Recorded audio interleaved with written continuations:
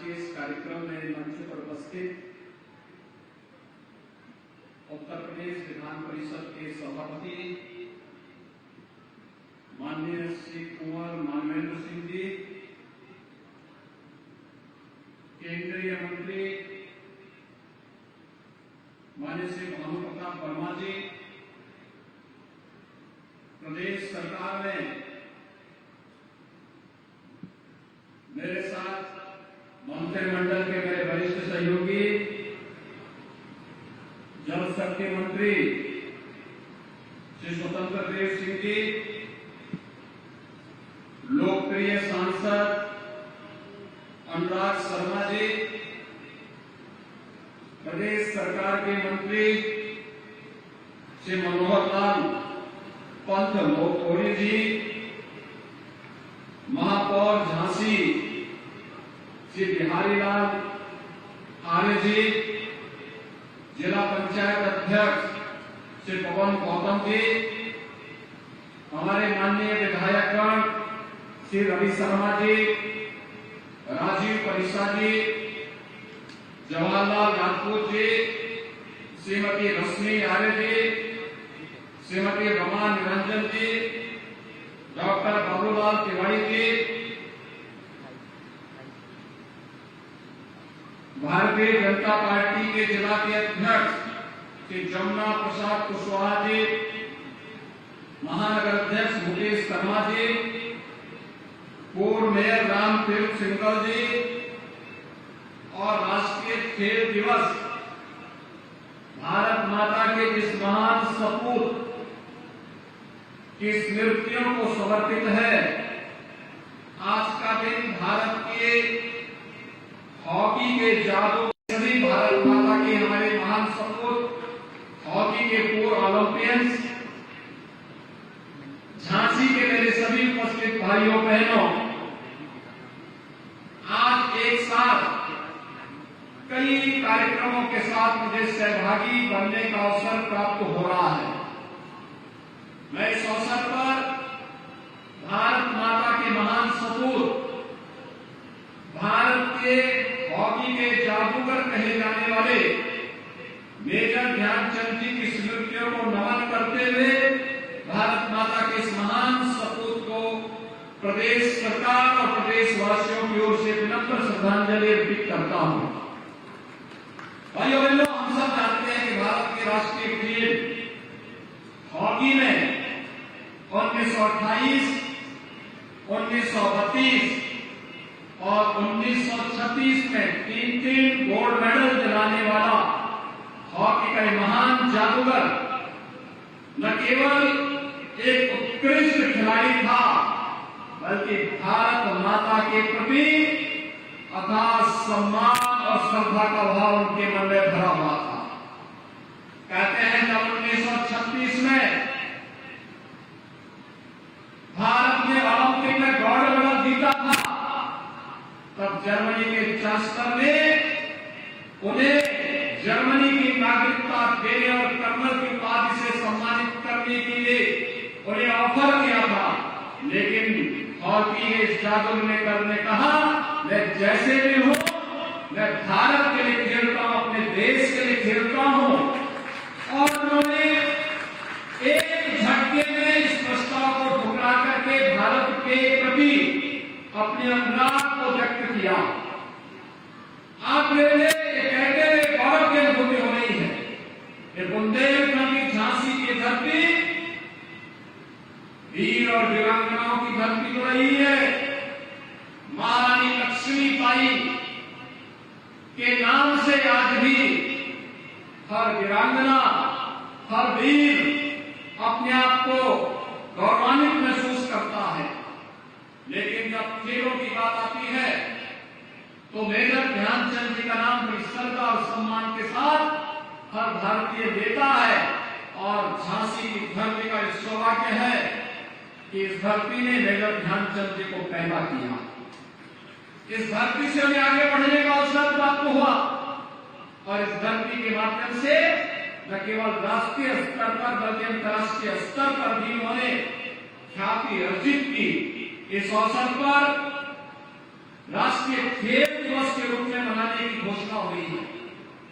आदरणीय प्रधानमंत्री मोदी जी ने भारत के सर्वोच्च खेल पुरस्कार को मेजर ध्यानचंद जी को समर्पित किया है।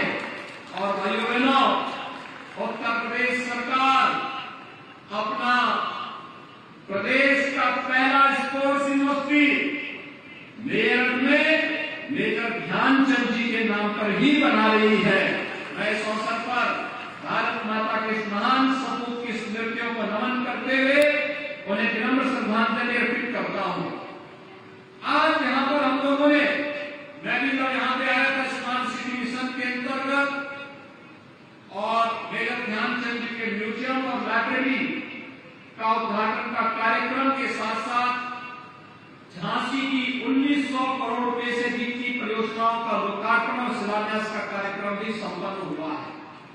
हमारे जनप्रतिनिधियों ने समय समय पर जो मांग यहाँ के लिए की, यहाँ के विकास के कार्यक्रम को तो आगे बढ़ाया, उन सभी कार्यक्रमों का शिलान्यास और उद्घाटन का कार्यक्रम भी संपन्न हुआ।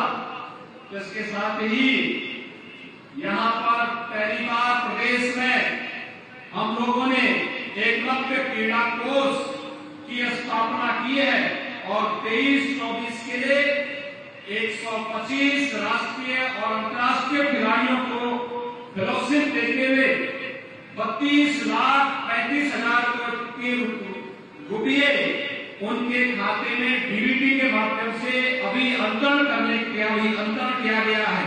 इस अवसर पर मैं उन सभी खिलाड़ियों को भी हृदय से उनका अभिनंदन करता हूं जिन्होंने अंतर्राष्ट्रीय स्तर पर देश का नाम किया, राष्ट्रीय स्तर पर उत्तर प्रदेश को गौरवान्वित किया। आज यहाँ पर 1900 करोड़ रुपए की जो परियोजनाएं हैं, उनमें से मुझे 2-3 परियोजनाओं को आप नजदीक से देखने का अवसर प्राप्त हुआ। मैंने भी स्मार्ट सिटी मिशन के अंतर्गत झांसी के अंदर बनी हुई लाइब्रेरी को देखा और मैं चाहूंगा हर विद्यार्थी, हर नौजवान उस लाइब्रेरी में एक बार जरूर जाए। कितनी अच्छी लाइब्रेरी बनी हुई है। पहले क्या था, आज क्या है।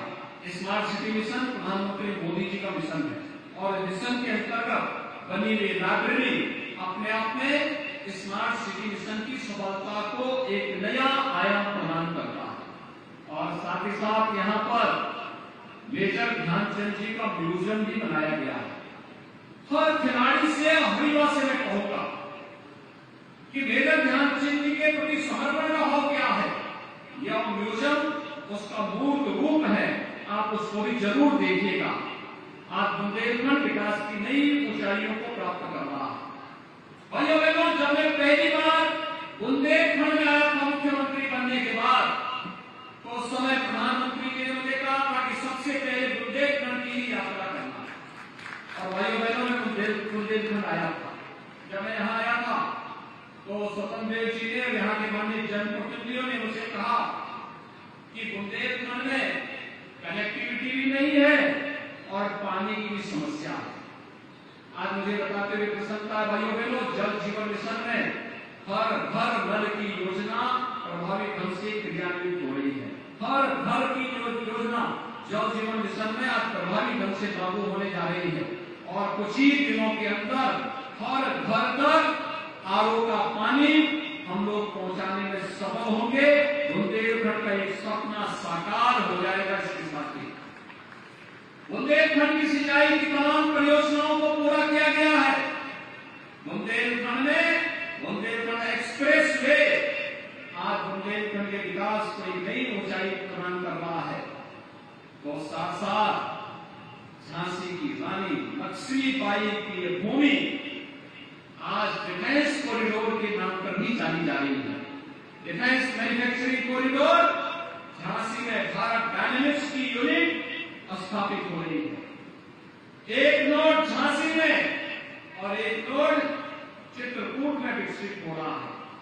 तो भाइयों बहनों, इसके साथ ही 38,000 एकड़ क्षेत्रफल में नोएडा, ग्रेटर नोएडा की तर्ज पर हम लोग बुंदेलखंड के औद्योगिक विकास के एक नए कार्यक्रम को लेकर के आए हैं और इसके माध्यम से 8,000 करोड़ रुपए की इस परियोजना में 6,000 करोड़ रुपए हमने बुंदेलखंड बुंदेलखंड को पहले रिलीज कर दिए हैं, जिसमें औद्योगिक गलियारा बनेगा। और मैं कहूंगा अब तक बुंदेलखंड का नौजवान नौकरी रोजगार के लिए भले बुंदेलखंड से प्लान कर रहा होगा, लेकिन भाइयों बहनों, डिफेंस कॉरिडोर,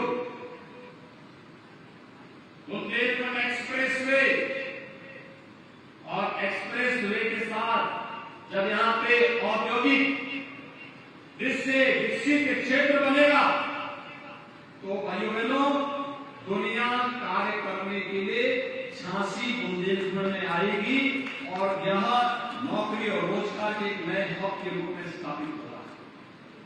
यह जो क्षेत्र विकसित हो रहा है, एक तरफ बुंदेलखंड एक्सप्रेसवे है, दूसरी तरफ कानपुर झांसी राष्ट्रीय राजमार्ग, और इसके बीच में बनेगा एक नया एयरपोर्ट जो झांसी के विकास को एक नई ऊंचाई प्रदान करेगा। और एक बुंदेलखंड पहला क्षेत्र होगा जिसके पास दो एयरपोर्ट होंगे। एक एयरपोर्ट झांसी में, एक चित्रकूट में। ललितपुर में भी हमारा फार्मा पार्क एक नई गति पकड़ रहा है। और भाइयों बहनों, जब आज बुंदेलखंड के विकास को हम देखते हैं तो मुझे बहुत अच्छा लगता है, सुखद अनुभूति होती है। जो प्रधानमंत्री जी की मंशा थी, बुंदेलखंड विकास की नई ऊंचाइयों को प्राप्त करे, हमारे सांसद जी, हमारे विधायक जी, हमारे विधायकों ने इनके मेहनत से, इनके पुरुषार्थ से आगे कदम पकड़ती जा रही है। ये जो प्रस्ताव रखते हैं, हम बुंदेलखंड के विकास को ध्यान में रखकर यहाँ की माताओं की, यहाँ की बहनों के, यहाँ के युवाओं के, यहाँ के किसानों के परिश्रम को ध्यान में रखते हुए हम उसको नजरअंदाज नहीं करते, कहते हैं कम होगा, मना नहीं करते, कहते हैं जितना पैसा चाहिए बुंदेलखंड के लिए उतना पैसा वहां के विकास के लिए लगाएंगे।